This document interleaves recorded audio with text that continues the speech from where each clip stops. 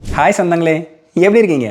So 2 நாளைக்கு முன்னாடி president Trump வந்து ஒரு எக்ஸிக்யூட்டிவ் ஆர்டரில் சைன் பண்ணுறாரு. டெக் செக்டாரை பொறுத்த வரைக்கும் அவர் சைன் பண்ண இந்த எக்ஸிக்யூட்டிவ் ஆர்டர் வந்து one of the most significant executive ஆர்டராக இருக்கும் அப்படிங்கிறது என்னோட பர்சனலான ஒப்பீனியன். ஸோ இதில் அவர் என்ன சைன் பண்ணியிருக்காரு அப்படின்னு பார்த்தீங்கன்னா, இது வரைக்கும் அமெரிக்காவில் வந்து 50 ஸ்டேட்ஸ் இருக்குது. அந்த 50 ஸ்டேட்ஸில் ஏஐ ரிலேட்டடாக அவங்க என்னென்ன ரெகுலேஷன்ஸ்லாம் கொண்டு வந்தாங்களோ அதெல்லாம் வாய்ட், அதெல்லாம் செல்லுபடி ஆகாது. ஃபெடரல் லெவலில் கொண்டு வர ஏஐ ரிலேட்டடான லாஸ் தான் வந்து செல்லுபடி ஆகும் அப்படிங்கிற மாதிரி அவர் இந்த எக்ஸிக்யூட்டிவ் ஆர்டரில் மென்ஷன் பண்ணியிருக்காரு. ஸோ இது வந்து இங்கே ஒரு பிரச்சனையாகவே போயிட்டு இருக்கு. ஸோ இதுக்கு பின்னணி என்ன, இதனால எந்தெந்த பாதிப்புகள்லாம் இருக்க போகுது, இது வந்து எவ்வளோ சிக்னிஃபிகண்ட் அப்படின்னு நம்ம இந்த வீடியோவில் ஃபுல்லாக பார்க்க போகிறோம்.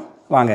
சரி, அப்படி என்னதான் பிரச்சனை அப்படின்னு பார்த்தீங்கன்னா, ஏஐ வந்து வளர வளர அது கூடவே பிரச்சனைகளும் வளர்ந்துக்கிட்டே இருக்குது. அண்ட் இதனால் என்ன ஆகுதுன்னு பார்த்தீங்கன்னா, அமெரிக்காவில் 50 ஸ்டேட் இருக்கு இல்லையா, தனித்தனியாக. இந்த 50 ஸ்டேட்டில் ஒரு சில ஸ்டேட் என்ன பண்ணுறாங்கன்னா, அவங்க வந்து புதுசாக லாஸ் கொண்டு வராங்க. ஒரு ஏஐ வந்து எப்படி வந்து நடந்துக்கணும் அப்படின்னு லாஸ் கொண்டு வராங்க. அண்ட் இது வந்து ஒயிட் ஹவுஸ்க்கு இப்போது ஒரு பிரச்சனையாக போயிட்டுருக்கு.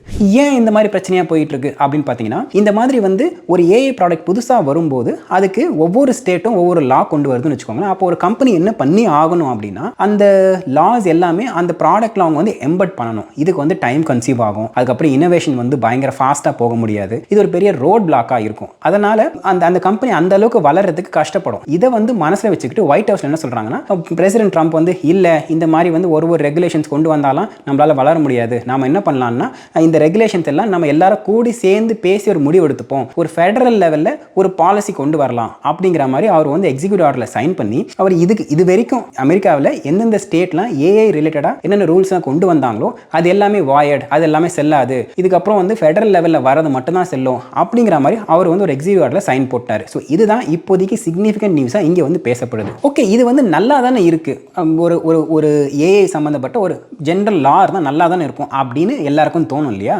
அப்போ ஏன் வந்து ஸ்டேட் எல்லாம் அவங்க வந்து இல்லை, நாங்கள் தனியாக லா கொண்டு வந்திருக்கிறோம்னு அவங்க ஏன் சொல்றாங்கன்னா, அவங்க வந்து ஒரு பர்டிகுலர் பிரச்சனையை பற்றி பேசுறாங்க. அந்த பிரச்சனை வந்து அப்புறமா சொல்லுவோம். ஆனால் இப்போ இந்த பிரசிடென்ட் ட்ரம்ப் கொண்டு வந்த இந்த ஆர்டர் பார்த்தீங்கன்னா, அவர் தன்னிச்சையாக கொண்டு வந்த ஆர்டரில் இவங்க எதை ரெஃபர் பண்ணுறாங்க அந்த எக்ஸிக்யூட்டிவ் ஆர்டர் சைன் பண்ணும்போதேன்னு பார்த்தீங்கன்னா, 1990s இதே மாதிரி இப்போ நம்ம ஏஐ எப்படி பேசுகிறோமோ இதே மாதிரி தான் அப்போ வந்து புதுசாக ஒரு விஷயம் வந்துச்சு. அதுதான் இன்டர்நெட். அண்ட் அந்த இன்டர்நெட் வரும்போது இது பயங்கரமாக போகுது, அப்படி ஆக போகுது, இப்படி பண்ணுமாமா அப்படி பண்ணுமாமான்னு இப்போ நம்ம எப்படி சொல்கிறோமோ இதே மாதிரி தான் இன்டர்நெட்டே சொன்னாங்க. அண்ட் அந்த காலகட்டத்தில் அது கூடவே நிறைய பிரச்சனைகளை வந்துச்சு.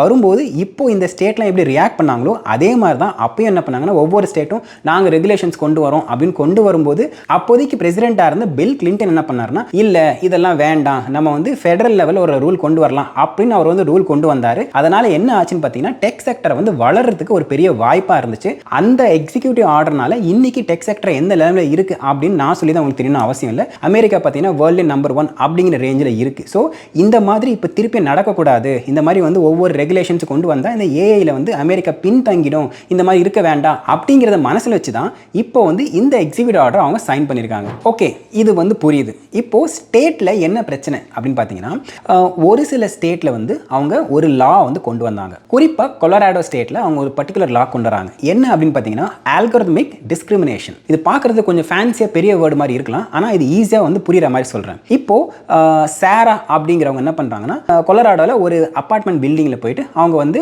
வீட்டு வாடகைக்காக அப்ளிகேஷனை ஃபில் பண்ணுறாங்கன்னு வச்சுக்கோங்க. அந்த லீசிங் கம்பெனி வந்து எந்தெந்த அப்ளிகேஷன்லாம் வந்து அப்ரூவ் பண்ணணும், எந்தெந்த அப்ளிகேஷன்லாம் டினை பண்ணணும் அப்படின்னு அவங்க வந்து ஏஐ வச்சு ஒரு சாஃப்ட்வேர் ப்ராடக்ட்டை வந்து டெவலப் பண்ணுறாங்க. இதில் என்ன ஆகுதுன்னா, இந்த இன்ஃபர்மேஷன் என்டர் பண்ணும்போது சாரா வந்து இதுக்கு முன்னாடி இருந்த அந்த அட்ரஸ் இருக்கு இல்லையா, அந்த அட்ரஸில் இருந்த நிறைய அந்த ஜிப் கோடில், அதாவது பின் கோடுன்னு சொல்லுவாங்களா, அந்த ஊரில் இருந்த நிறைய பேர் வந்து நிறைய வந்து வீட்டு வாடகை கட்டாமல், அவங்களுக்கு கிரெடிட் ஸ்கோர் நல்லா இல்லாமல் அப்படின்ற இருக்கிற மாதிரி ஒரு டேட்டா அந்த ஒரு கம்யூனிட்டியில் வர்றாங்கன்னு வச்சுக்கோங்களேன். என்ன ஆகிறதுக்கு வாய்ப்பு இருக்குது அப்படின்னா, இந்த ஏஐ ட்ரெயின் பண்ணும்போது அவங்க இந்த டேட்டாலாம் கொடுத்துருந்தாங்கன்னு வச்சுக்கோங்களேன், அந்த ஏஐ என்ன பண்ணிடும், சிம்பிளாக இவங்க வந்து அந்த ஊரில் வந்திருக்காங்களா, அப்போ இவங்களுக்கு வந்து ரிஸ்க்கு வேண்டாம் அப்படின்னு அதை ஃப்ளாட்டாக டினை பண்ணிடும். இங்கே என்ன நடந்திருக்குன்னு பார்த்தீங்கன்னா, சாராக்கு வந்து நிறைய அவங்க இன்கம் இருக்குது, எல்லாமே கரெக்டாக இருக்குது, அவங்க கிரெடிட் ஸ்கோர் சூப்பராக இருக்குது. ஆனாலும் அவங்க பழைய அட்ரஸ் என்டர் பண்ண உடனே அவங்க அந்த ஊர்லேருந்து வந்திருக்காங்க. அண்ட் இது வரைக்கும் அதுக்கிட்ட இருக்கிற எல்லா டேட்டா வச்சு பார்க்கும்போது அந்த ஊர்லேருந்து வந்தவங்க எல்லாருமே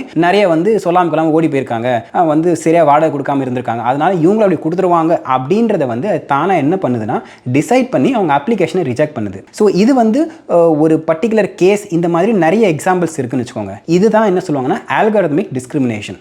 இதில் என்ன நடந்திருக்குன்னு பார்த்தீங்கன்னா, அந்த ஏஐ ட்ரெயின் பண்ணும்போது டேட்டா கொடுப்பாங்க இல்லையா, அந்த டேட்டா வந்து கரெக்டான டேட்டா கொடுக்காம ஒருவேளை அவங்க தப்பான டேட்டாவை கொடுத்துருந்தாங்கன்னு வச்சுக்கோங்களேன், என்ன ஆக ஆரம்பிச்சிடும்னா அந்த ஏஐ வந்து கொஞ்சம் கொஞ்சமாக ஒரு குழந்தை மாதிரி அதுக்கு ஒரு சில விஷயங்களை கற்றுக்கிட்டு அது வந்து வளர்ந்துக்கிட்டே வரும். அந்த மாதிரி அந்த வளர்ந்துட்டு வரும்போது நம்ம வந்து அதுக்கே தெரியாமல் என்ன பண்ண ஆரம்பிச்சிடும்னா, கொஞ்ச நாள் கழிச்சு ஒரு பர்டிகுலர் செட் ஆஃப் மக்களையோ இல்லை ஒரு பர்டிகுலர் செட் ஆஃப் ஊரில் இருந்து வர்றவங்களையோ இல்லை ஒரு பர்டிகுலர் செட் ஆஃப் மதத்தையோ அது வந்து ஸ்ட்ரெயிட் அவுட்டாக ரிஜெக்ட் பண்ண ஆரம்பிச்சிடும். ஒரு டிஸ்கிரிமினேஷன் அது தானாகவே வந்து டெவலப் பண்ணிக்கும். விச் மீன்ஸ் தட் ஏற்கனவே இருந்த டிஸ்கிரிமினேஷன் தான் அதை டேட்டாவை அப்படியே எடுத்து அதை ட்ரெயின் பண்ண ஆரம்பிக்கும் போது அது தானாக அந்த டிஸ்கிரிமினேஷனை கற்றுக்கிட்டு அதை அல்காரிதமில் யூஸ் பண்ண ஆரம்பிச்சிடும். இது வந்து ஒரு டேஞ்சரான சிச்சுவேஷனுக்கு வந்து வழிவகுக்கும். இந்த மாதிரி இருக்கக்கூடாது அப்படிங்கிறதுக்காக தான் இந்த அல்காரிதமிக் டிஸ்கிரிமினேஷன் அப்படிங்கிற இந்த ஒரு கான்செப்டை எந்த ஏஐ கம்பெனி ஒரு ப்ராடக்ட் டெவலப் பண்ணாலும் அதில் வந்து அவங்க எம்பர்ட் பண்ணி இது கரெக்டாக வந்து இருக்கா அப்படின்னு செக் பண்ணணும் அப்படிங்கிறதான் கொலராடோ கொண்டு வந்த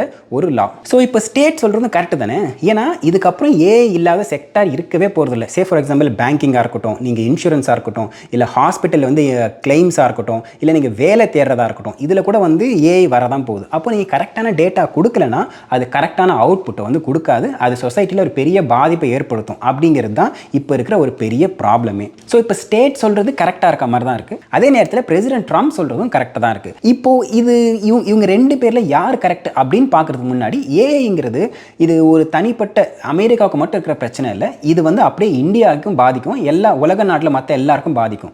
இப்போ இதை அப்படியே நிறுத்திட்டு நம்ம அப்படியே இந்தியா பக்கம் போவோம். February 2025 நம்ம பிரைம் மினிஸ்டர் மோடி என்ன பண்ணுறாருன்னா பிரான்ஸில் ஏஐ ஆக்ஷன் சமிட் அதில் பேசுகிறாரு. அவர் பேசும்போது ஒரு இம்பார்ட்டண்ட்டான பாயிண்ட்டை சொல்கிறார். அவர் என்ன சொன்னார்னா, இப்போ ஒரு ஏஐ கிட்ட போயிட்டு எனக்கு லெஃப்ட் ஹேண்டில் ஏதோ ஒரு பொருளை பிடிச்சிட்டு இருக்க மாதிரி நீ ஒரு டிராயிங் வரைஞ்சி கொடு அப்படின்னு கேட்டு பாருங்க. அது முக்கால்வாசி 99% அது ரைட் ஹேண்ட் டிராயிங் தான் கொடுக்கும், அதுக்கு லெஃப்ட் ஹேண்டுன்னு ஒன்று இருக்குன்றதே அதுக்கு தெரியாது அப்படின்னு சொன்னார். அந்த நேரத்தில் நானும் அப்படியா அப்படின்ட்டு நான் வந்து போயிட்டு ஏஐ கிட்ட கேட்டால் அவர் சொன்ன மாதிரியே வந்து லெஃப்ட் ஹேண்டில் ஏதாவது ஒன்று பண்ணி கொடுன்னு கேட்டால் அது வந்து ரைட் ஹேண்ட் தான் கொடுத்துச்சு. அப்படிலாம் வந்து அந்த லெஃப்ட் ஹேண்டில் இருக்கிறதே ரைட் ஹேண்ட் இருக்க மாதிரி அப்படி தான் கொடுத்துச்சு. அந்த மீட்டிங்லேயே அவர் ஒரு சொல்யூஷன் சொன்னார். என்ன சொன்னார்னா, இது ஆக்சுவலாக என்ன ப்ராப்ளம்னு பார்த்தீங்கன்னா டேட்டா ப்ராப்ளம். அதை ஏஐ வந்து டெவலப் பண்ணவங்க அவங்களுக்கே தெரியாமல் இருக்கிறவங்க எல்லாருமே வந்து ரைட் ஹேண்ட் ஆளுங்க தான். அதனால் டேட்டா கொடுக்கும் போதும் இல்லை வந்து இன்டர்நெட்டில் அவைலபிளாக இருக்கிற டேட்டாவை பார்த்தீங்கன்னா கூட முக்கால்வாசி பேர் ரைட் ஹேண்டில் பிடிச்சிட்டு இருக்க மாதிரி தான் நிறைய டேட்டாஸ் இருக்கும். ஸோ அதை வந்து அப்படியே ஏஐ கிட்ட கொடுத்து அதை ட்ரெயின் பண்ணும்போது அதுக்கு வந்து ரைட் ஹேண்ட் ஒன்று தான் இருக்குன்னு தெரியுமே தவிர அது லெஃப்ட் ஹேண்ட் இருக்குன்னு தெரியாது. அந்த மாதிரி வந்து ட்ரைனிங் டேட்டா வந்து கரெக்டாக கொடுக்கலனா அந்த ஏஐ வந்து எல்லாருக்குமே யூஸ் ஆகாது அப்படிங்கிற மாதிரி ஒரு பாயிண்ட் அவர் வந்து மென்ஷன் பண்ணியிருந்தாரு. ஸோ இது வந்து வேர்ல்டு லெவலில் இருக்கிற ஏஐல இருக்க ஒரு பெரிய ப்ராப்ளம். நம்ம பிரைம் மினிஸ்டர் இப்படி சொல்லும்போது அஸ்வினி வைஷ்ணவ் அவர் என்ன சொன்னார்னா, ஏஐ பொறுத்த வரைக்கும் ரெகுலேஷன் கொண்டு வரதுக்கு நாங்கள் வந்து ரஷ் பண்ண மாட்டோம், நம்ம ஸ்லோவாக தான் ஸ்டெப் எடுத்து வைப்போம் அப்படிங்கிற மாதிரி அவர் மென்ஷன் பண்ணியிருந்தார். இது ஏன் அப்படின்னு பார்த்தீங்கன்னா இந்தியாவோட அப்ரோச் எப்படி இருக்குன்னு பார்த்தீங்கன்னா, இப்போ ஏர்லியாகவே ஏஐல வந்து நிறைய ரெகுலேஷன்ஸ் கொண்டு வந்தால் அது வந்து வெஸ்டர்ன் கண்ட்ரீஸ்க்கு பெரிய ஒரு பாசிட்டிவாக ஆகிடும். ஒன்று. ரெண்டாவது, டெவலப்பிங் கண்ட்ரீஸ்க்கு ஏஐ கேப்பபிலிட்டி அவங்க வந்து ஸ்கேல் அப் பண்ணி கொஞ்சம் வளர்றதுக்கு வந்து ஸ்பேஸ் வேணும். மூணாவது பார்த்தீங்கன்னா ஓவர் ரெகுலேஷன்ஸ் இருந்தால் அது ரிச் கண்ட்ரீஸ்க்கெல்லாம் வந்து ஒரு பெரிய அட்வான்டேஜாக போயிடும். அப்படிங்கிற இந்த பாயிண்ட் முன் வச்சு ஏஐல ரெகுலேஷன்ஸ் வந்து தேவை தான், ஆனால் அதுக்கு உடனே நாங்கள் எப்படியே வந்து ஃபுல்லாக ரஷ் பண்ணி இப்போவே எல்லாத்தையும் செட் பண்ண மாட்டோம், எந்தெந்த செக்டாரில் என்னென்ன பிரச்சனை வருது அப்படிங்கிறது பார்த்து பொறுமையாக நான் ஒரு ஸ்டெப்பாக எடுத்து வைப்போம் அப்படிங்கிறது அவரோட பேச்சாக இருந்துச்சு. ஸோ இப்படி தான் இந்தியா வந்து இதை எடுத்துகிட்டு போகிறாங்க. ஆனால் அப்படி நீங்கள் அமெரிக்காவுக்கு வந்தீங்கன்னா இப்போதைக்கு இங்கே வந்து ஸ்டேட்டுக்கும் ஃபெடரலுக்கும் ஒரு வாய்க்கா தகராறே போயிட்டு இருக்கு. அதாவது ஒயிட் ஹவுஸ் என்ன நினைக்குதுன்னு பார்த்தீங்கன்னா, இந்த மாதிரி ரெகுலேஷன்ஸ் கொண்டு வந்தால் ஃபர்ஸ்ட் கம்பெனிஸ் வந்து கன்ஃபியூஸ் ஆகும். ரெண்டாவது, நீங்கள் இவ்வளோ ரெகுலேஷன்ஸ் இருந்து நீங்கள் ஒரு ப்ராடக்ட் கொண்டு வந்தீங்கன்னா அது வந்து எக்ஸ்பென்சிவாக ஆகும், டைம் கன்சியூவாக ஆகும், அதுக்கப்புறம் வந்து அது இனோவேஷன் வந்து ரொம்ப ஒரு ரோடு பிளாக்காக இருக்கும். அதனால் நம்ம யூஎஸ் வந்து ஏஐ செக்டாரில் பின்தங்கிடும், அதனால் வந்து நிறைய ரெகுலேஷன்ஸ் வேண்டாம் அப்படிங்கிறது ஒயிட் ஹவுஸோட ஒரு பெரிய பாயிண்ட்டாக இருக்குது. அதோட அவங்க என்ன ஒரு பாயிண்ட்டை முன் வைக்கிறாங்கன்னு பார்த்தீங்கன்னா, இப்படி ஸ்டேட் லெவலில் ஒரு ரூல்ஸ் கொண்டு வரதை அலோவ் பண்ணால் கலிஃபோர்னியா ஸ்டேட் வந்து ஒரு ரூலை கொண்டு வருதுன்னு வச்சுக்கோங்க, எல்லா ஏஐ கம்பெனிஸும், அதாவது பெரிய AI companies, open AI, Google, meta, Amazon, இந்த மாதிரி உலகத்தில் இருக்க முக்கால்வாசி ஏஐ கம்பெனிஸ் வந்து கலிஃபோர்னியாவில் தான் இருக்குது. அப்போது கலிஃபோர்னியா ஸ்டேட் கவர்மெண்ட் ஒரு ரூல் கொண்டு வந்துட்டாங்கன்னா இந்த கம்பெனிஸ்லாம் வந்து இம்ப்ளிமெண்ட் பண்ணியே ஆகணும். அப்படி பண்ணாங்கன்னா என்ன ஆகும்னு பார்த்தீங்கன்னா, யூஎஸ்க்கு மட்டும் இது வந்து பாதிப்பாக இருக்காது, ஹோல் வேர்ல்டுக்கும் பாதிப்பாக இருக்கிறதுக்கு வாய்ப்பு இருக்குது. ஸோ ஒரு கலிஃபோர்னியா ஸ்டேட் ஒரு சின்ன லெஜிஸ்லேட்டிவ் வந்து ஒரு வேர்ல்டே கண்ட்ரோல் பண்ணுற மாதிரி ஆயிடுது இல்லையா? ஸோ இந்த மாதிரி நடக்கக்கூடாது அப்படிங்கிறதும் ஒயிட் ஹவுஸோட ஒரு பாயிண்ட்டாக இருக்குது. ஸோ இதுதான் இங்கே பிரச்சனையே. ஸ்டேட் வந்து அவங்க தனியாக நாங்கள் வந்து ரூல்ஸ் வச்சுக்கிறோம் அப்படின்னு கொண்டு வராங்க, ஒயிட் ஹவுஸ் வந்து வேண்டான்னு கொண்டு வராங்க. இது 2 பேர் சொல்கிறதும் கரெக்ட் மாதிரி தான் இருக்குது. அண்ட் 2 பேர் சொல்கிறதுலையும் கிளாஷ் இருக்குது. இது எப்படி வந்து கொண்டு போவாங்க அப்படின்றது நம்ம தெரியாது. அண்ட் கன்ஃபார்மாக நிறைய வந்து லா சூட் வரத்துக்கு வாய்ப்பு இருக்குது. அண்ட் இது வந்து ஒரு எக்ஸிக்யூட்டிவ் ஆர்டர் தான். ஒயிட் ஹவுஸில் கூட பார்த்தீங்கன்னா அவங்க என்ன பண்ணுறாங்கன்னா ஒரு எக்ஸிக்யூட்டிவ் ஆர்டர் தான் கொண்டு வந்திருக்காங்க. இது அடுத்த அட்மினிஸ்ட்ரேஷன் வரும்போது ஈஸியாக ஒரு இன்னொரு சைனில் வந்து மாற்றுறதுக்கு வாய்ப்பு இருக்குது. அன்டில் அன்லெஸ் இது வந்து ஒரு லெஜிஸ்லேட்டிவாக ஒரு காங்கிரஸ் வழியாக ஒரு டெஃபினட்டிவ் லா பாஸ் ஆகாத வரைக்கும் இது வந்து ஒரு டெம்பரரியான ஒரு டைரக்டிவ் மாதிரி தான் இது வந்து இருக்குது. ஸோ இது போக போக எப்படி வந்து அட்வான்ஸ் ஆகுது, இது என்னென்ன சேலஞ்சஸ்லாம் வரப்போகுது அப்படின்னு நம்ம எல்லாருமே பொறுத்திருந்து பார்க்குற மாதிரி தான் இருக்கும். ஸோ இதுக்கு மத்தியில் இது வந்து ஒரு இன்ட்ரெஸ்டிங்கான டேக். இதில் உங்களோட கருத்து என்ன அப்படின்னு சொல்லுங்கள். ஸ்டேட் சொல்கிறது கரெக்டா இல்லை ஒயிட் ஹவுஸ் சொல்கிறது கரெக்டா அப்படிங்கு உங்களுக்கு என்னென்ன பாயிண்ட்ஸ்லாம் தோணுதோ அதை தாராளமாக வந்து கமெண்ட் செக்ஷன் சொல்லுங்கள். அது மட்டும் இல்லாமல் நான் சொன்ன ஏதாவது ஒரு பாயிண்ட்டில் இல்லை ப்ரோ இது நீங்கள் கொஞ்சம் மாற்றி சொல்லியிருக்கலாம், இதில் வந்து கொஞ்சம் வேறு மாதிரி இருக்குது அப்படின்ற மாதிரி உங்களுக்கு தோணுச்சுன்னா அதையே வந்து தாராளமாக கமெண்ட் செக்ஷனில் சொல்லுங்கள், தெரிஞ்சுக்கலாம். அண்ட் இதே மாதிரி இன்னொரு வீடியோவில் சந்திக்கிறேன். அது வரைக்கும் thank you, tata, take care, bye bye. And சொந்தம் தொடர சப்ஸ்கிரைப்.